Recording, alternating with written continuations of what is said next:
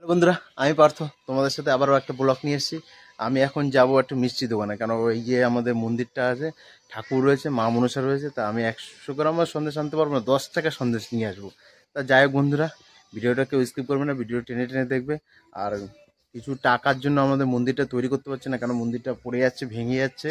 তা কি বলবো, আর এখন টাকা জোগাড় করে তারপর আবার মন্দিরটা তৈরি করবো। তা যাই হোক বন্ধুরা, মাকে দেখাতে পারলাম না, মন্দিরটা বন্ধ আছে, একটু পরে খুলবো। তা যাই হোক বন্ধুরা, এখান থেকে ভিডিওটা শুরু করছি, ভিডিওটা টেনে টেনে দেখবে, কেউ স্কিপ করবে না। চলো এখান থেকে ভিডিওটা শুরু করলাম। যাই হোক বন্ধুরা, সাইকেল নিয়ে বেরিয়ে পড়লাম, রাস্তা দিয়ে যাচ্ছি, আর প্রচুর পরিমাণে গরম, কালকে বৃষ্টি হয়েছিল।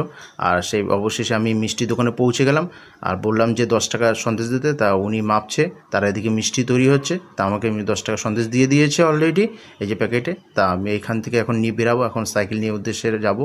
তা চলে আসলাম অবশেষে বাড়িতে। বন্ধুরা, আমি মিষ্টি দোকান দিয়ে চলে এসেছি, আর সেই 10 টাকার সন্দেশ নিয়ে এসেছি। এখন মন্দিরে পুজো দেবো, এখন চান করব। তা যাই হোক বন্ধুরা, ভিডিওটা এখানে শেষ করলাম। ভিডিওটা ভালো লাগলে অবশ্যই লাইক, কমেন্ট আর শেয়ার, সাবস্ক্রাইব করে দেবে। আমার পাশে থেকেও, আর চ্যানেলটার প্রতি লক্ষ্য রাখবে। ততক্ষণের জন্য টাটা বন্ধুরা।